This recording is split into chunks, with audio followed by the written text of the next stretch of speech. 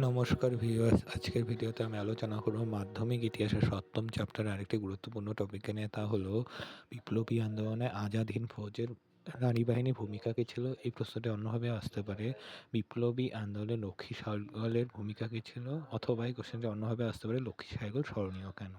এই কোশ্চেনটি ৪ মার্কসেরও আসতে পারবে, ৮ মার্কসেরও আসতে পারে, কিন্তু অ্যান্সারটা সেমই হবে। ঠিক আছে, এখন দেখে নাও এক এক করে অ্যান্সারটি কী হবে।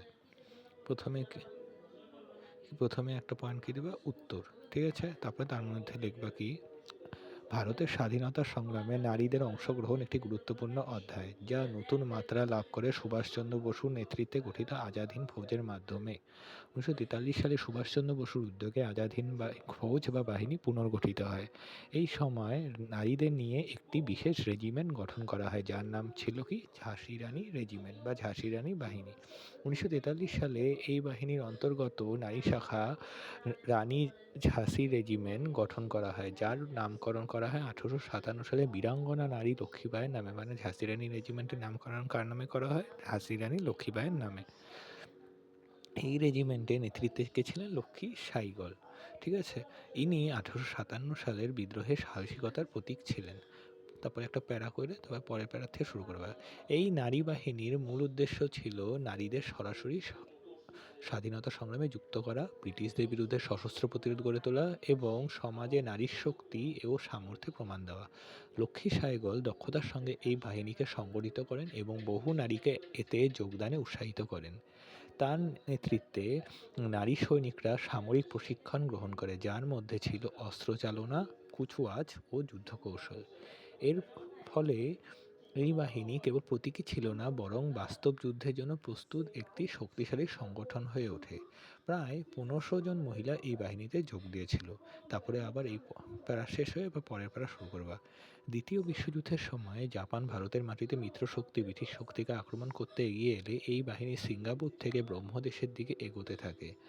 আজাদ হিন্দ ফৌজের সঙ্গে এই নারী বাহিনী ব্রিটিশদের বিরুদ্ধে অভিযানে অংশ নেয় এবং বার্মা সীমানা পর্যন্ত অগ্রসর হয়, মানে এগিয়ে যায়। যদিও প্রত্যক্ষ যুদ্ধের সুযোগ সীমিত ছিল, তবুও তাদের উপস্থিতি ব্রিটিশ শাসকদের মনে ভীতি সৃষ্টি করে, মানে ভয় সৃষ্টি করে, এবং ভারতীয়দের মধ্যে জাতীয়তাবোধ জাগিয়ে তোলে। একই সঙ্গে লক্ষ্মী সাইগল একজন চিকিৎসক হিসেবে আহত সৈনিকদের চিকিৎসা ও মানবিক সহায়তা প্রদান করে, যা তার মানবিক দৃষ্টিভঙ্গির পরিচায়ক।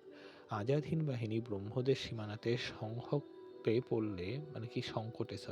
সংকটে পড়লে তিনি ও তার বাহিনীর নারীরা, এখানে নারীরা হবে, ঠিক আছে, লতাপাতা খেয়েও যুদ্ধ চালায়, কিন্তু আজাদ হিন্দ বাহিনী পরাজিত হলে তিনি 1945 সালের মে মাস থেকে 1946 সালের মার্চ মাস পর্যন্ত তিনি জেলবন্দি। যে মানে কি, আজাদ হিন্দ বাহিনী পরাজিত হয়, এই জন্য তার ঝাঁসি রানী রেজিমেন্টে থাকা লক্ষ্মী সাহেবগুলো কি ব্রিটিশদের হাতে চলে যায় এবং তাকে 1945 সালের মে মাসে জেলবন্দি করা হয় এবং 1946 সালের মে মাস পর্যন্ত তিনি জেলবন্দি ছিলেন।